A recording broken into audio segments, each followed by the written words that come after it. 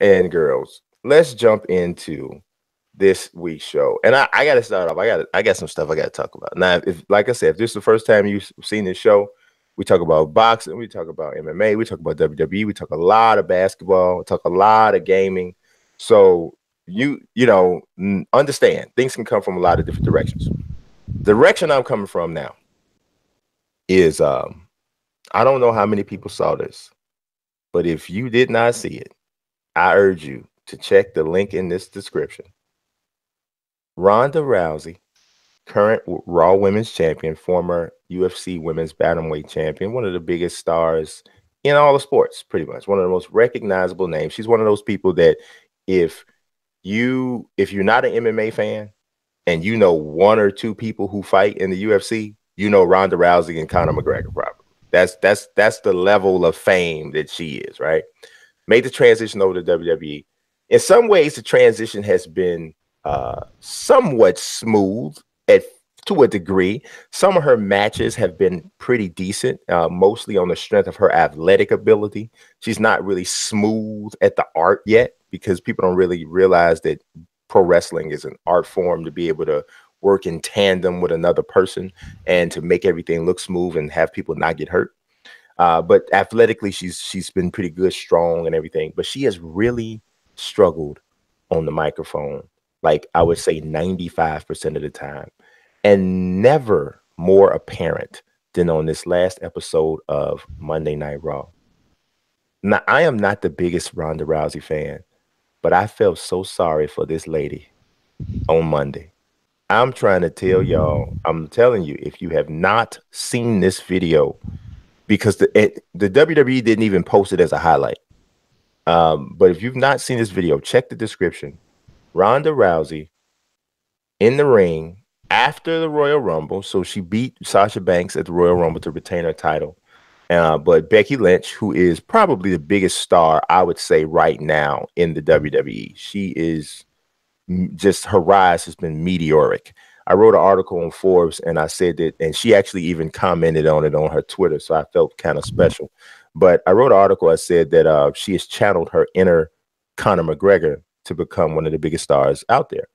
And, she stayed in character. It was like the man channels no one. I try to do her voice, but it was cool. But she's the one right now, right?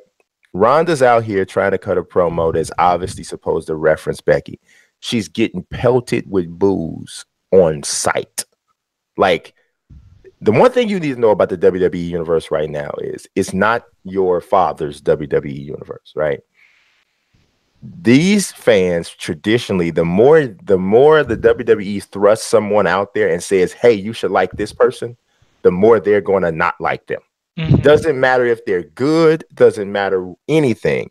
If they think that that's who you want them to like, they're not going to like them, even if they would have liked them otherwise, right?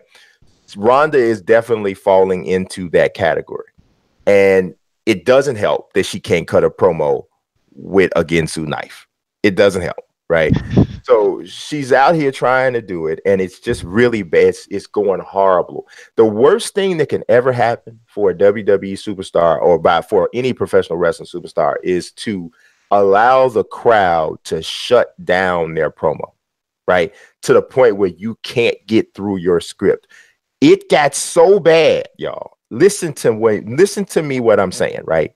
It got so bad that she couldn't even finish the joint, and Bailey, who she was supposed to have a match with afterwards, had to come out and rescue her and end the segment prematurely.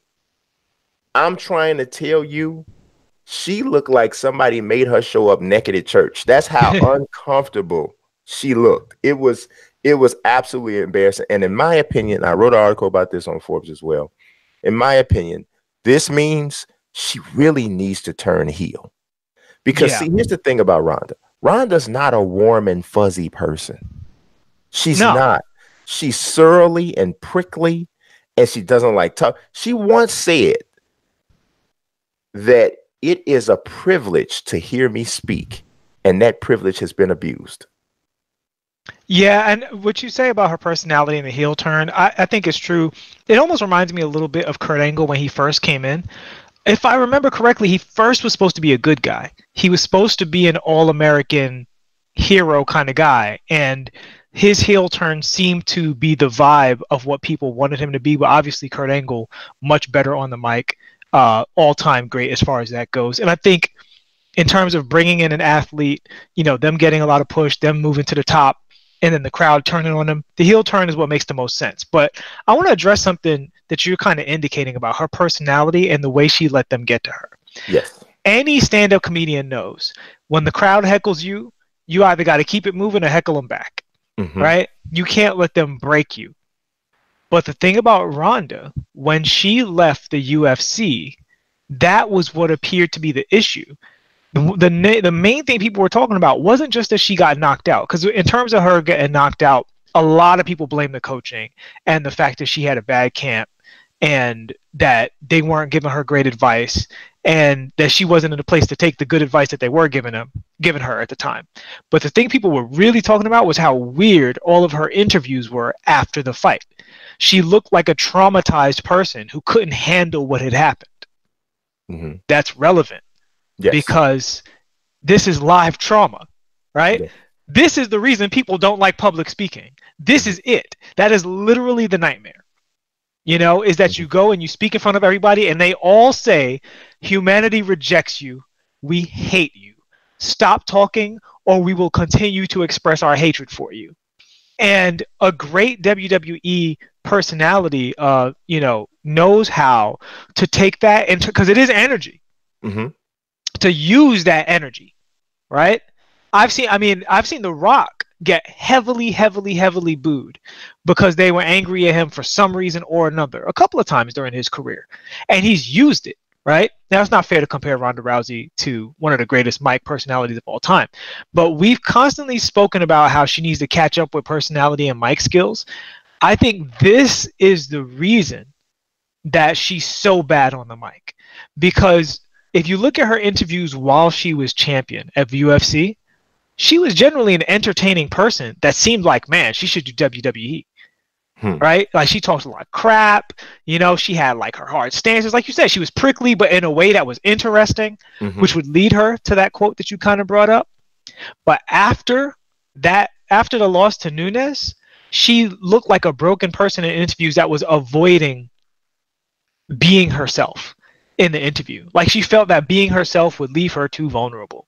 It actually started before Nunes. It started after the home loss. Yes, it did. The home loss really is what really shattered her self-confidence. And she was really just a piece of meat served up for Amanda Nunes by that time, because she didn't even believe anymore. And the truth of the matter is, did Ronda get great coaching? No. But the really what happened to Ronda is what has happened to so many mixed martial artists. The game caught up with her. So many dominant mixed martial artists, they came in with a super dominant skill that their competition was not. They were so far ahead of everyone else. And because of them and because of their greatness, they changed the way that everybody else trained. And so now there are people who may be more athletically gifted, but because of your influence, now they've got a level of training because you showed them they needed this. Yeah. So you showed everybody that if you can't handle me on the ground, if I take you down and you can't get up, or you can't keep my arm, keep your arm, out of harm's way, then it's a wrap. Doesn't matter how good an athlete you are. So now you got people like Holly Holm, who is a trained striker, had been boxing for years, who is a superior athlete to Ronda Rousey, now training for the ground. And now she's doing this. Amanda Nunes was already a Brazilian Jiu-Jitsu black belt. Here, and we saw Cyborg can tell you how heavy her hands are. Yeah. So this is what happened to Ronda. Ronda went through the course that many great pioneering mixed martial artists have gone through. And I agree with that. But what I'll say is, out of all of those cases, and I'm with you, we've seen this happen time and time again, right? The BJ Penn's out there, right? Like game just changed right up under his feet, and all of a sudden he changed from a guy who was supposed to be the best for a long time to a guy who is much more middle of the road. He's still the top of the card, but you have these expectations, and he's not what you expected him to be. I mean, he's 40 now, but I mean, but BJ Penn had one of the greatest careers in the history of mixed martial arts. He did. But I don't think the game ever passed him by. I think he just got old. That's arguable. But what I will say is, for all the guys that we've seen that happen to, I think Ronda is the one that looked the most shaken, even weeks, months later, in an interview that wasn't even about the fight. You could see, as long as they were talking about whatever they were talking about, commercials, movies, what dress she was wearing at this time, at this premiere, whatever, she was okay to answer the questions. As soon as they said the word, have you thought about going to the UFC or are you done? Her whole demeanor would change. Yeah, it's very defensive. Yes, and she was unable to discuss it. So it was more than just the fight loss. Because I've seen people get knocked out real bad and say, I got caught, I need to fix it, and blah, blah, blah. But they're still the same person. They just went through something bad. I still do not recognize her compared to the person that I saw pre-Holly Holm. It's fun. It's something, man. I think we throw this word around a little bit too much, because I think it just gets blanketed over a lot of different situations. But a lot of it is, and I don't want to demonize her in this way, because I don't think that this is the word I'm going to use. I don't think that's what she is, but I think that there's some traits of it here. It's very much a bully mentality, a front running mentality. When you don't find out how really tough a bully is until somebody punches them back and they lose. Because oftentimes you see like a bully in a school and they're handling everybody. And then this one kid steps up and pow, knocks them down. And now suddenly nobody's scared of them as much scared as they were anymore. But the proof is in how tough that kid really is how he behaves or how she behaves in the next fight. Right? In the next fight. And Ronda was never the bully again.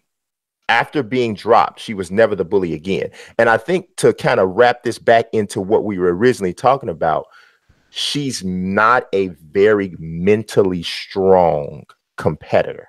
No. And that is what you're seeing. You don't find out how strong you are as a competitor until you lose. That's when you find out how really strong you are. And something else that I touched on with Ronda some weeks back, I wrote about her, is that she's dealing with something that she hasn't dealt with professionally, maybe ever, and that's rejection. You know, she's being rejected by the crowd and she doesn't know how to deal with it. And also, it doesn't help that she has other options. You know, Ronda can say, well, you're booing me, I'll go do a movie. Because so do you think it's possible that she would leave or take a break? Well, that's the rumor now, the heavy rumor, and this is why she's getting more prickly. And this also might be the reason why the crowd turned so hard on her, is because the rumors are that she's leaving after WrestleMania because she wants to start a family. She wants to have a baby. And so she had a really kind of nasty response to people who asked her. Someone asked her, are the rumors true that she's leaving after WrestleMania? And her response is, it's my vagina and my life. So I mean, I understand where she's coming from. No, I don't have a problem. I totally understand that part. But what I'm saying is she's really about it.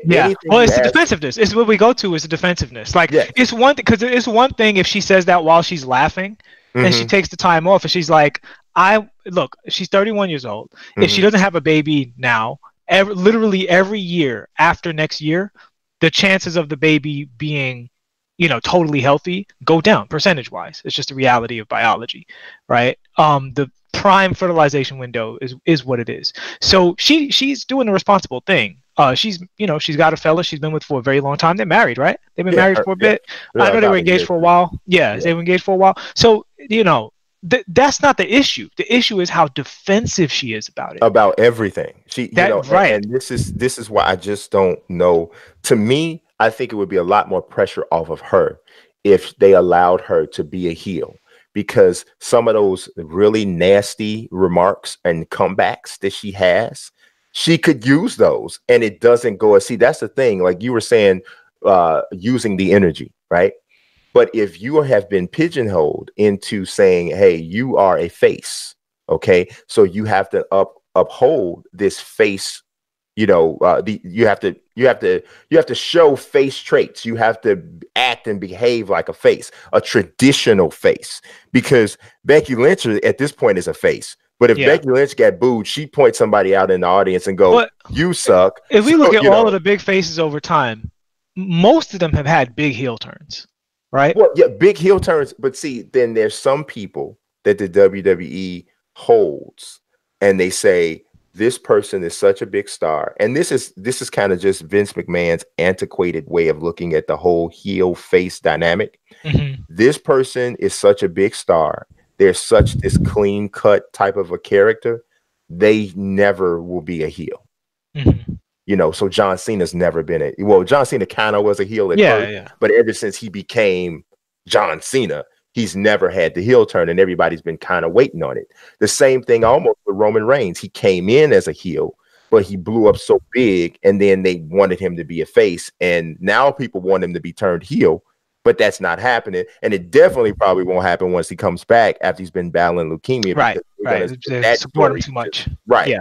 So it just kind of is what it is, man. But that was my thing, man, with Ronda. I was so uncomfortable for her. It was really rough to watch. Oh my God. I was like watching a fish flop around trying to get back to sea, and sea is like 5 miles away. I'm like, you're not gonna make it. You're not gonna make it. So yeah, but that was tough.